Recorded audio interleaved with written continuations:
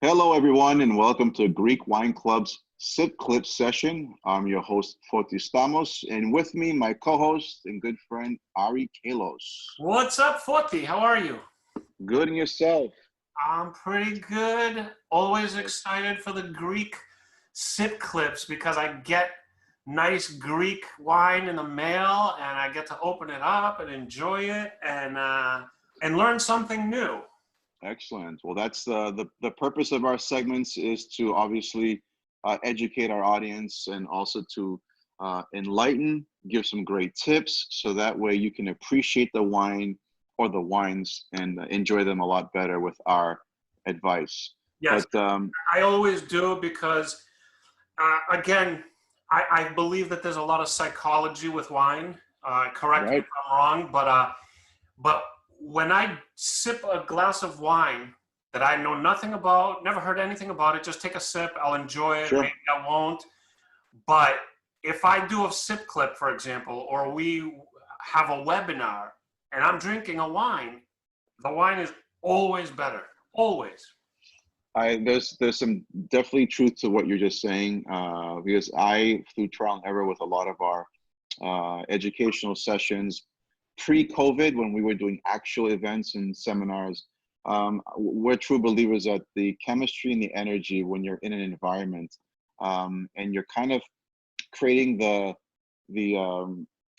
feel and what's coming up psychologically, you're preparing to start to enjoy what's coming around. So there is some kind of connection between the environment, the energy, and what you're going to have.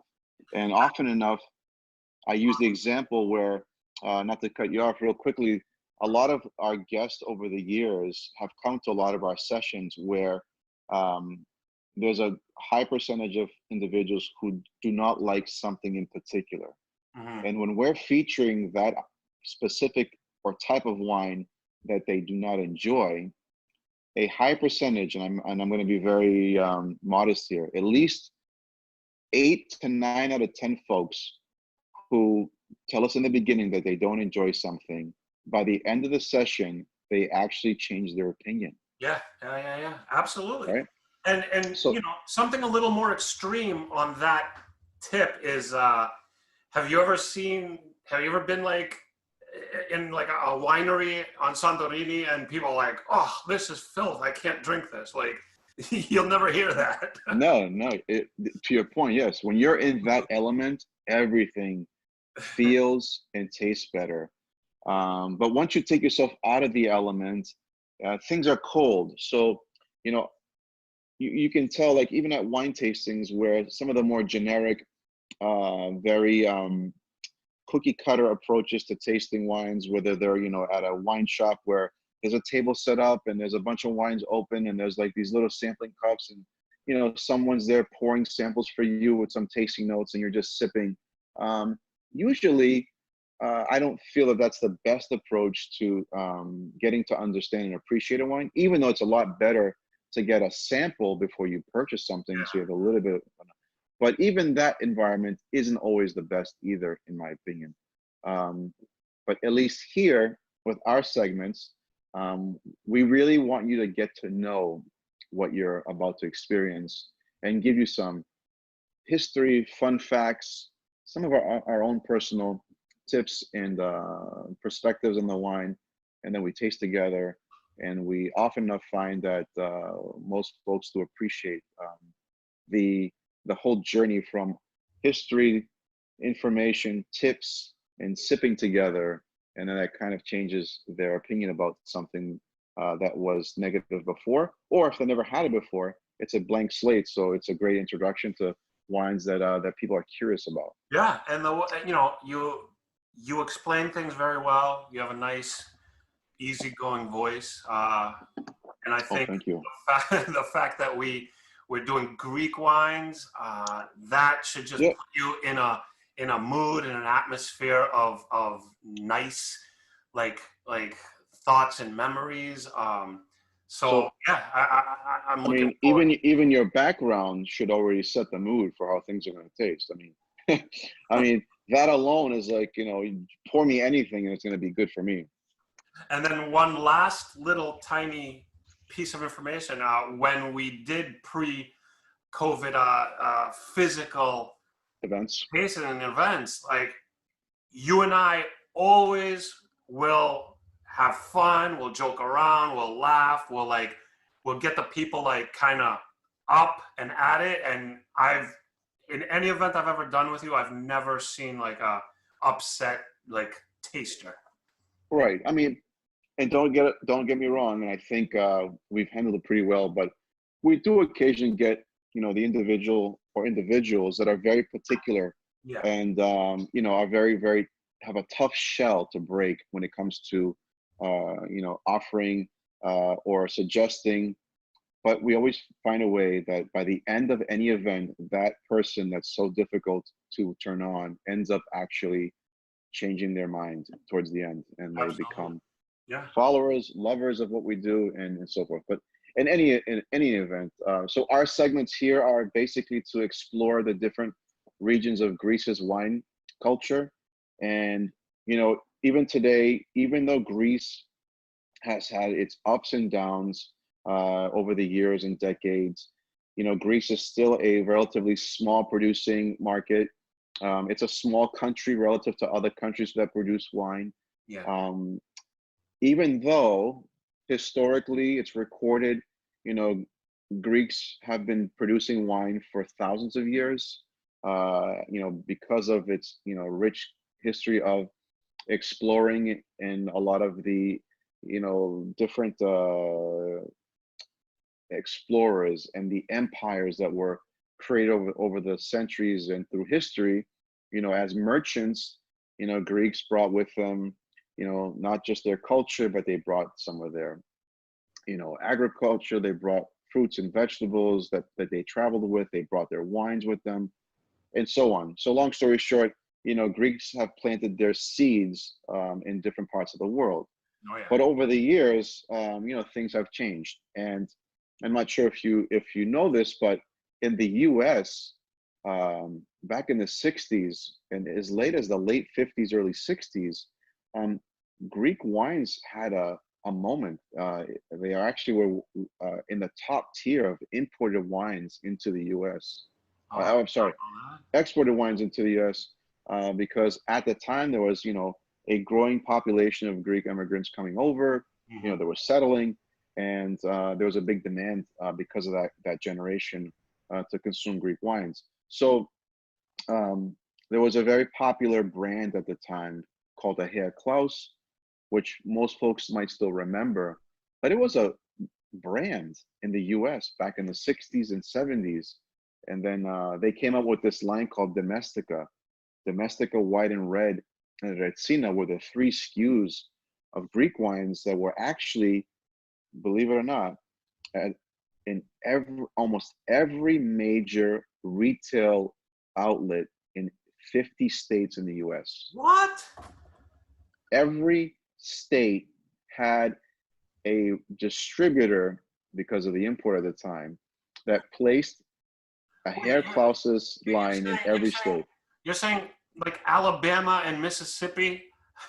Alaska, Hawaii, What? Montana, South Dakota. I mean, yes. And it was, you know, it was a moment because it was the movement back then. There was, you know, there was an influx of Greeks coming over. So, you know, just like in the very beginning too, with the Italian market back in the 30s and 40s, you know, there was a huge Italian influx of immigrants coming over. So there was a lot of Italian wine being consumed in the ethnic markets, Yeah. not the mainstream, but ethnic markets. So same thing there. And, you know, as time went on, you know, as time was going on and, you know, generations were moving along, fast forward to the late 80s, early 90s, then there was a shift. Things started to slow down. And we just started to see the decline of Greek wines for different reasons. It was a combination of business practices going wrong, supply chains being broken, production levels in Greece being kind of inconsistent, Yeah. quality levels being inconsistent. And other markets were coming about, and they were becoming trendy, and they were taking over the lion's share of the market. So Greece kind of took a step back, struggling at that point to try to get back into the market. And it wasn't until the 2004 Olympics that Greece had another moment again. We were hosting the Olympics. Greece made it to the European Cup, won the European Cup, which was made. I think we marked the anniversary a couple of weeks ago, 4th of July, when Greece won the World Cup. The European Cup. I'm sorry. And then there was a surge of Greekness again in the mainstream market. So we started to see again wonderful selections coming over from Greece, and things were going well. And then it died out again. And here we go. Here we are again with another surge with another generation of individuals in the Greek wine industry in Greece.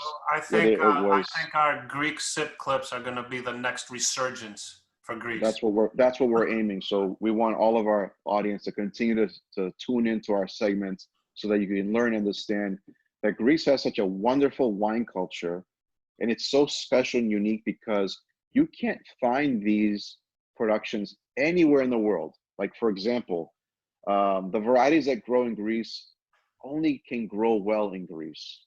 Yeah. So Cabernet, for example, that comes from France, grows all over the world. You can have Cabernet anywhere in the world. Chardonnay comes from France. It's grown all over the world, right? But when it comes to Greek varietals, they're so special that they can only really persevere in their own, what we call terroir, in their own soils and climates. So we always encourage folks that, it's extra special to try wines from Greece because you can't find them anywhere else. As far as, taking the vines and planting them somewhere else and seeing what happens in a different country or in a different area, it just doesn't work. Even though they're experimenting with in California, they brought clippings of Assyrtiko Nagioritiko, and actually somebody brought clippings of Assyrtiko to Australia, and they're making white wine from Assyrtiko in Australia. But again, it's in a testing phase, in my opinion. That's interesting. I wonder if it'll be good. Yes. So, sorry, I keep sipping here because I can't put the glass down. But in this segment, we want to explore a white wine from a varietal called Moschofilero. Yes. Moschofilero. It's a little bit of a tongue twister. And when most of our general public thinks of white wines from Greece, usually the only white wines that are more familiar are the whites from Santorini, right? Yes. That seems to be the most popular. Yep.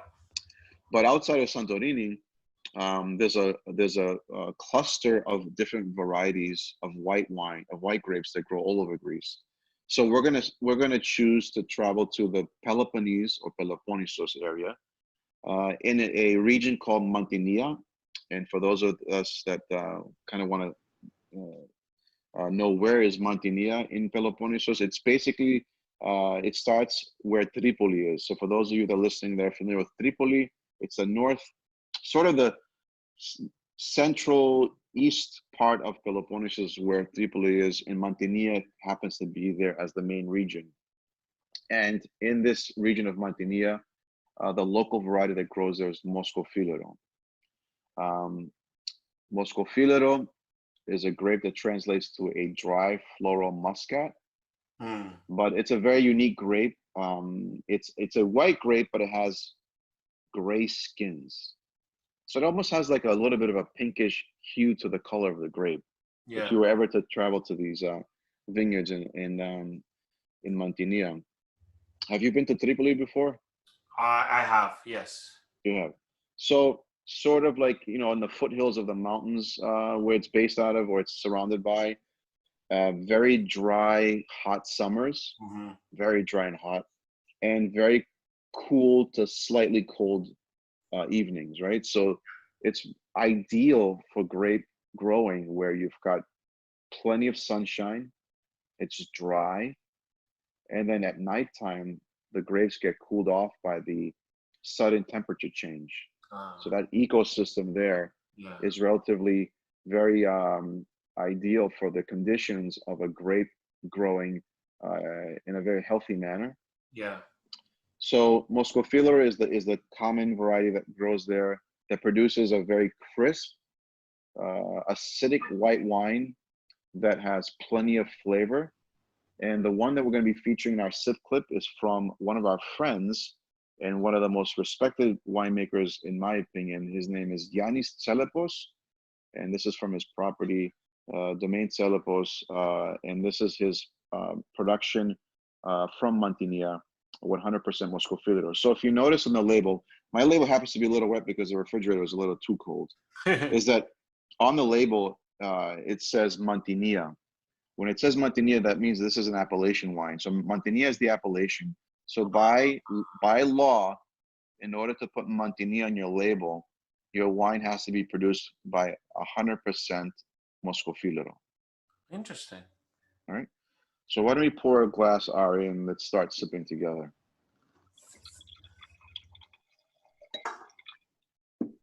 So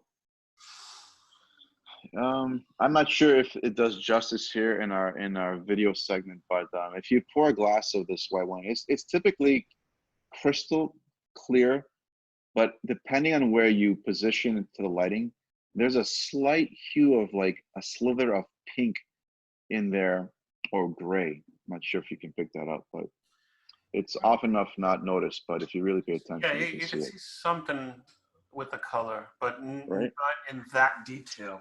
So I want you to pay attention before you sip on the wine to the aromas. So Moschofilero always releases very strong floral aromas. I'm not sure if you're picking that up in the nose, but automatically for me, I can distinguish Moschofilero right from the aroma, from what we call the bouquet, the aromas that are coming from the wine, right? Very floral. It reminds me of like rose petals, or rose water, and to some extent. And then as far as the wine itself, it typically produces wines that are very citrusy. This does remind me of a New World Sauvignon Blanc.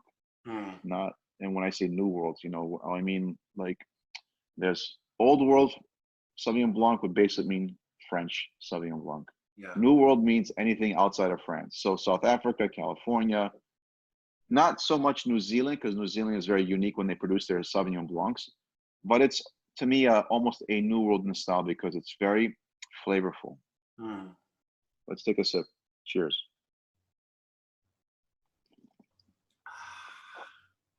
That's nice. Nice, refreshing. Crisp, refreshing. Very zippy. I like to use the word zippy in this one because the acidic part of the wine, along with the citrus flavors, it's like vibrant, right? It's like dancing in your mouth. And you had yours in the fridge, correct? I had mine in the fridge, yes.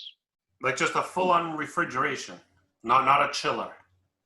No, refrigerator. I like for the segments to show you the acidic part of the wine, to keep it nice and cold, even though as it warms up, it's going to release more flavor. But yeah, I had in the refrigerator. I did too, per your recommendation, which I like. I like crisp, nice wines with their. The follow through, Arian, is that the wine is very well balanced. It has good fruit, meaning that you can taste the fruit of the grape. And it also has a nice clean finish. It doesn't have any lingering aftertastes. It just finishes nice and even though it's crisp, it finishes clean. It doesn't leave an aftertaste, is what I'm trying to say. Yeah. And that on a hot summer day, when you're out on your patio, poolside, and you're having seafood, you're having fish, you're having octopus, if you're in a taverna in Greece and so forth, seaside, I mean, this is basically part of the experience. Like this complements the feeling of being in a nice environment, the freshness of the seafood that you probably are having, and it just continues to like make you want to keep sipping this. Yeah, and I look forward to doing all of those things, and the Greek sip clips that we do, more so than anything else, give me that yearning, and that environment, and the wine complements all those feelings and memories and Right, right. desires to do it. And I love that aspect of it. I don't know if it's just because of our culture, if it's, I don't know what I it think is. it's a combination of, we're very grateful and thankful that we're, you know, culture that is full of life, and then combined with our interest in being in this industry and hosting events and dinners and being around groups of great people, and we're constantly entertaining. All of this just goes hand in hand. Yeah. And do we carry this wine? Yes, so this is on our platform, on our shopping cart. So people can pick it up from GreekWineClub.co. Yep, definitely can order this on GreekWineClub.co, whether it's a local delivery or it's being shipped. And I would suggest everybody download the free Greek Wine Club app as well, because everything we do is on there. Easy shopping there as well, and we post everything. So you could definitely learn more, get stuff, and just enjoy. Yeah, and also, also let our audience know that, always feel free to contact us with questions or recommendations, even if you're in a pinch. If you have something in mind, whether you email us, send us a message on Instagram or Facebook, we love getting questions. Yeah. So please feel free to reach out to us. I love getting questions because I forward them right to you. That's the beauty of what we do together, right?